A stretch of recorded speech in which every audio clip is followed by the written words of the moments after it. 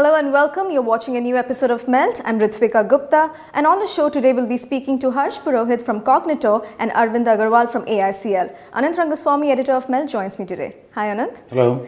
Anant, so today we'll be talking about building brands through corporate reporting and sustainability. So tell us a little bit about your discussion with Harsh and Arvind, and why is it necessary for us to speak to them today on Melt? See, one part of the conversation with Arvind is about corporate reporting, statutory reporting, which is essential. By law, they have to do it. And it's a very tough specialist area.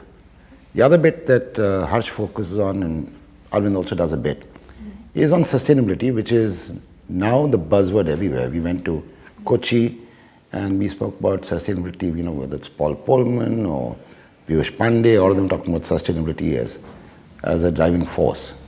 These are two sort of, I won't call them buzzwords that trivializes them, two very important areas that CEOs and CMOs need to focus on. And these two people are under the radar. They do some fantastic work. And we thought it's good for our viewers, the marketer, to see more about what can be done in this space. All right, so let's have a look at the discussion. Let's get ready to melt with Harsh and Arvind. Morning, Harsh. Morning. Morning, Arvind. Morning. So, unusually in this show today, we are going to talk to two people who nobody knows. Because normally we have personalities who everybody knows. So, two of you are fairly invisible in this whole communication business. So, I'm going to start with you, Harsh. What is the reason for Cognito to exist? So I would say we exist primarily because there's a business need. And then secondarily because there is a societal need. So what we do is we basically cascade sustainability in an organization from boardroom to shop floor. And why do we do that and why people come to us is because that is the need of the hour. The business won't be sustainable if it did not practice these new paradigms which are coming into. So tell me, why don't the big agencies get into this business? You're running a business. You got 50, 60 people working for you in Baroda. You have clients who are in Bombay, Delhi, wherever. All over. Why don't big agencies get into this? Because it's a lot of hard work and it's a whole new relearning. Plus, I think we were early adopters when the market was very nascent.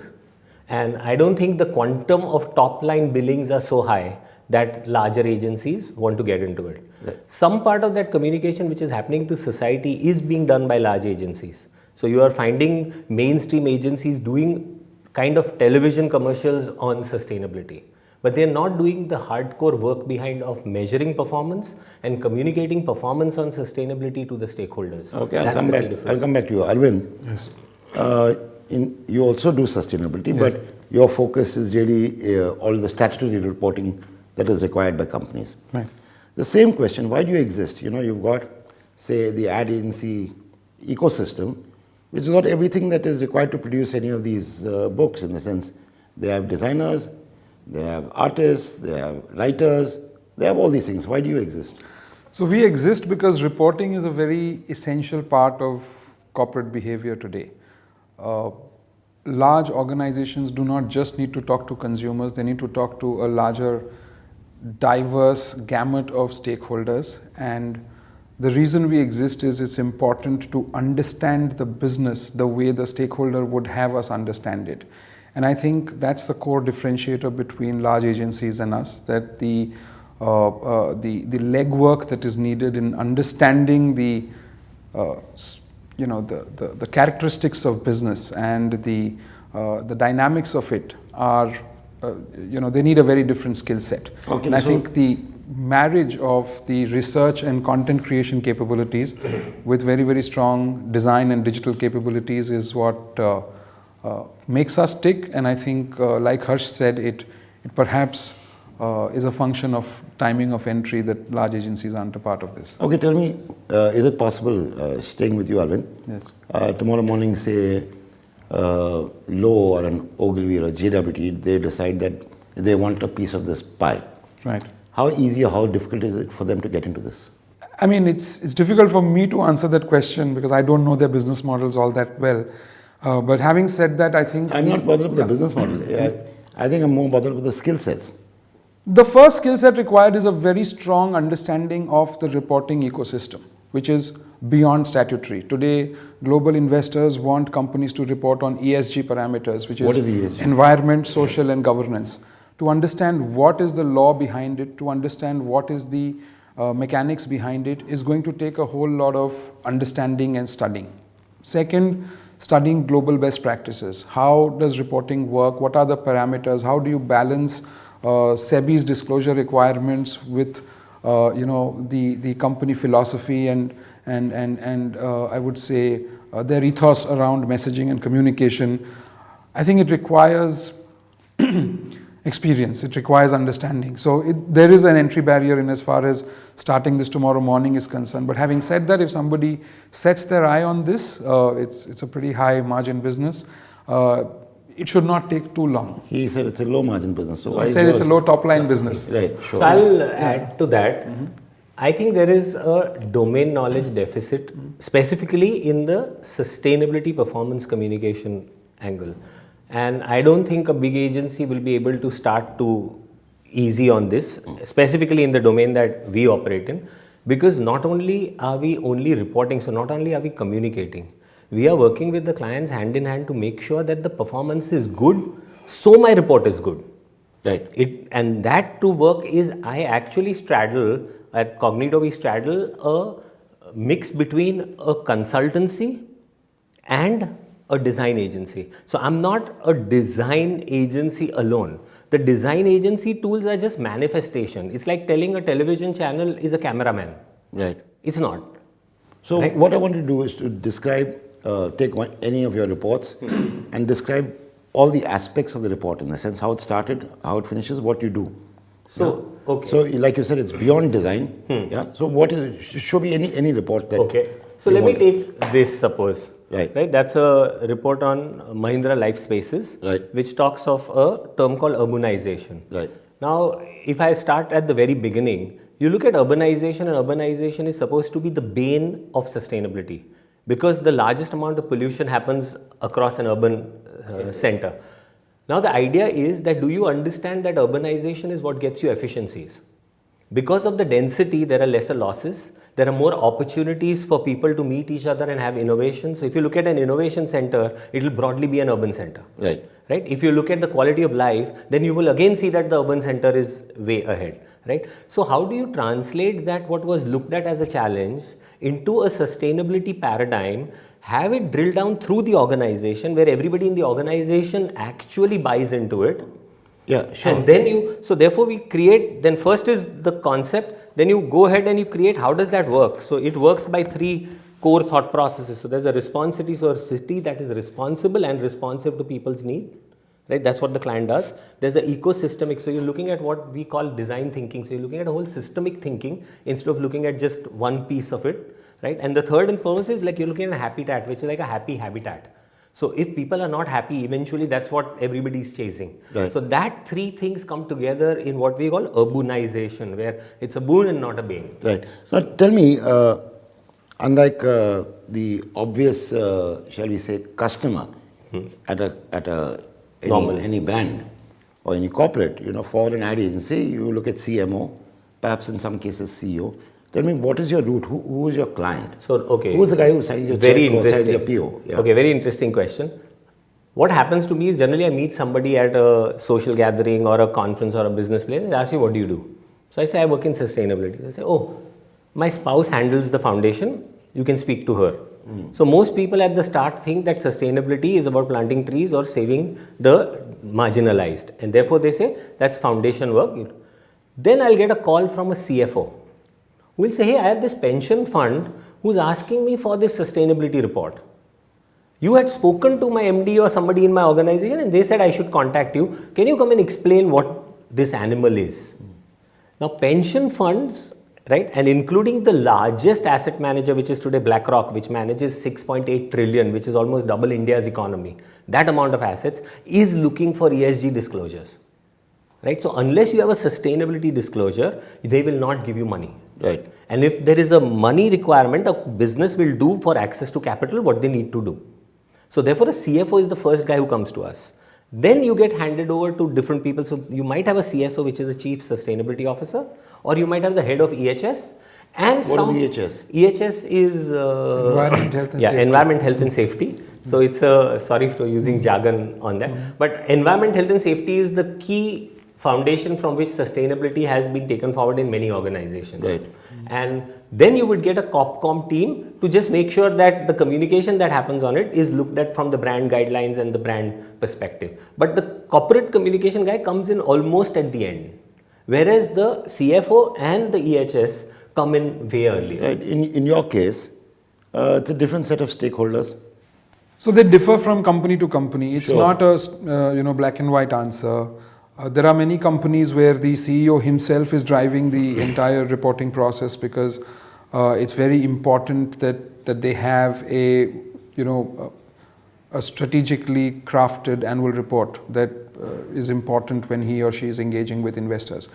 At other times, it's the compliance team that basically leads the show. More often than not, it's also the corporate communications and marketing functions that get involved with the creation of it. But because the content is something that is drawn from all facets of the organization and all parts of it, we find ourselves visiting plants, we find ourselves meeting quality people, So meeting you manufacturing just pick up people. that, Yes. any of those, whichever Right. one you want. Right. And tell us the journey now. Who all have you met to get this piece of business? So this is by designation. I don't want to name Right. it, but by designation. So this is something we produced for Raymond, Right. and Raymond is on this journey of Raymond Reimagined, where they are transforming themselves from a traditional fabrics and apparel brand to a very modern retailer that is wanting a piece of the Indian retail pie, and also how they're expanding their distribution across tier 3, tier 4 cities. In addition to, of course, tier 1 and tier 2.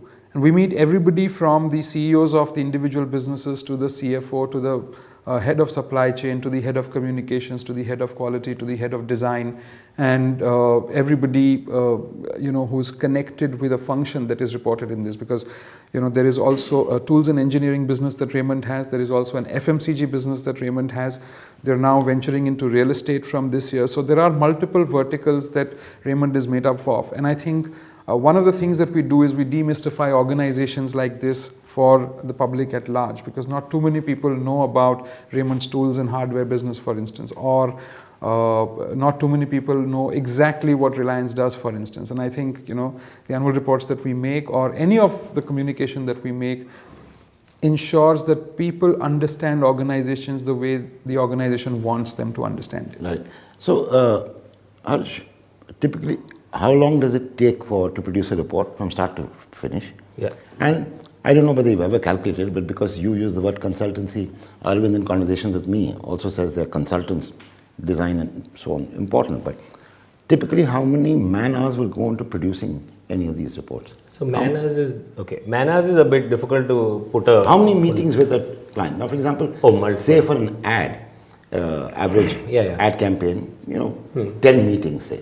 Yeah, that's about tops. So broadly, I would, for any sustainability report that we do, we have an SOP which takes 26 to 30 weeks. Right. From the time you start. So it's about a 6-month process if it's a maiden report, right? And then it boils down to about 3 to 4 months after you are on the roll and you have a momentum going. And most clients work with us for a long time. So it's a decade old is here, and so that kind of stuff. The number of people you meet are multi-stakeholders. Like Arvind said, you're meeting a lot of different people. 10 engagement days of 3 people. So 30 man days go only in meeting people. Right. And knowing so they are called data owners or custodians of that key parameter. And you meet them and you get from them what the information is, what the challenge is, and what the opportunities they are having in that area. So Arvind, is your experience different in terms of? It depends from project to project, because Sure. we do. But if you had to Yeah. average out, I'm sure it differs from project. No, to it also project. depends on product to product, because we do a lot more than just annual reports. But a typical annual report is structured from a regulatory standpoint, because it has to go before a certain number of days of the AGM. So because it's if let's say the report has to be published 1 month before the AGM, then you've got to start working at least 2 or 3 months before that, because the numbers are available only after the 4th quarter board meeting. But more than timeline, I think it's the intensity of the effort that defines the number of man hours that we need. So it's the complexity of the organization and how I would say mature they are in the reporting journey or process. So in very large organizations where companies like Reliance, whose market cap is over $100 billion, we start work in November or December for the annual report of the next year.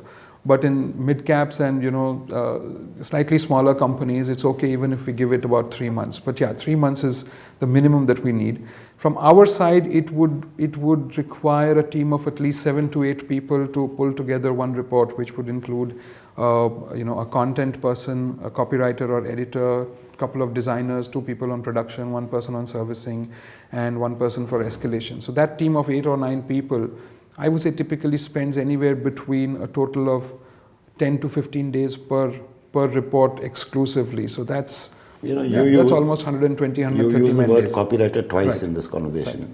Now, a copywriter, say in a large advertising agency, in their lifetime will write less words than in one report.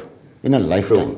So, should we stop using the word copywriter in the case of what people do for you or for you? Do you use the word copywriter? Yeah. So we use the word copywriter, and we have basically trained copywriters only who have graduated to writing long copy. So this, if Well, beyond long copy, there'll be 60, 80,000 words in a book like this. Yes. So it's a book, it is. Yes, so And there are usually it's a book editors every and year. there are copywriters. Pardon? So the copywriters do the creative part of the writing, which is basically the slugs, the headlines, and so on and so forth. Right. And the research people who are, I would say, more attuned to handling large volumes of content and understanding the implication of that content are the ones that are producing the rest of the material. Right. we have a little different model. We have the same copywriter who works through the whole report. Right. So we don't have different guys doing slugs and that. So it's a model to model. And most of our guys come from, because we used to be an advertising agency, or we still are an advertising agency to that. Supposedly. We do a lot of brandability work and all. So it is almost I would say 60-40. So 60 towards sustainability and 40% of our revenue still comes from that. The good part is it keeps the juices of the guy flowing at both ends. So they are able to dovetail the both, and today therefore sustainability as a competitive brand advantage is what we are able to do for our clients. Okay. Now, I'm going to ask the same question of both of you, first with you since I'm talking to you, Harsh. In advertising, it will be a dream if you get a client to sign with you year on year on year on year. Yet both of you have fairly extraordinary track records of permanence of clients. Why do clients not switch? Oh, there is first and foremost, sustainability by basic definition is a long-term paradigm. Right. So a 1 year is not good enough. So we do roadmaps for clients on sustainability, which would be for 5 years and 8 years and 10 years. Right. So you will take through the roadmap the client fully. Right. And therefore there is a continuance. It's like a consultancy agreement. So most of our even projects are signed with clients for a 3-year period, not a single year period. So I don't need to go back to the client every year, and the client doesn't need to go back to me every year, because the work, like he said, starts in November. Sometimes we are working with the client throughout the year. Quarter to quarter we are getting data from them. Quarter to quarter we are analyzing the data. Quarter to quarter we are working on the performance. See, the reporting is a manifestation of the performance. Which you said. If you're not working on the performance, you won't. So therefore there's a long-term investment with the client. And I think I also might be come from the old school of advertising when clients used to be with you for a long period of time. Arvind, in your case, it's different in the sense clients can change, suppliers or vendors or partners every year. Yet they don't in your case, to a large degree. Why is that?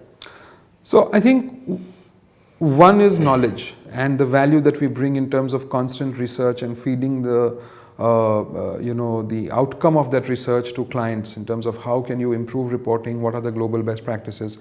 2 years ago, SEBI asked Indian companies to look at something called integrated reporting, which is a merger in a sense of financial and non-financial reporting. So broadly taking what you produce in an annual report and what you produce in a sustainability report and putting it all together in the form of one report for every stakeholder. Now we were again first off the block on that, and we are now official training partners of the body that supervises integrated reporting around the world, giving a lot of... You're rambling a bit. I want a focused answer. on why do clients keep signing repeatedly with you? No, sorry. So- I'll come to that. Yeah. So, like I said, one is the knowledge, and this was an example of the kind of knowledge that we bring to the table. The second is, of course, quality. They've experienced a certain quality, they've experienced a certain maturity in understanding of the business, and it takes a lot of effort at their end to explain to somebody what exactly they do. Why is it that they make a certain kind of steel? What goes into making a certain kind of cement? Why are they differentiated? If they have to repeat that story year after year to different people, they do not have a guarantee that it would be understood the same way that it is. So I think quality of the work that we produce, the thought leadership and knowledge that we bring to the table, and of course design excellence. I think the I'll ability just add two things. One is we deliver. So what has been the focused goal of the client gets achieved. Therefore, the client continues with you. It's the same as any business it is. So if you deliver what has been promised, the client continues with you. And second, there is a bit of entry barrier because like he rightly said, there's a lot of effort from the client's end to go and explain the same thing to somebody again. And there is the continuity factor, which is the icing on the cake. So those three make sure that the client continues to be with you. If you don't deliver, client will go. Okay, perfect. Thank you so much, Harsh. Thank you. Thank you, and hopefully my viewers have seen a part of this business which they don't see at all. Thank you so much. Thank you. Our pleasure. And that was the conversation. He is presenting the MEL cheat sheet.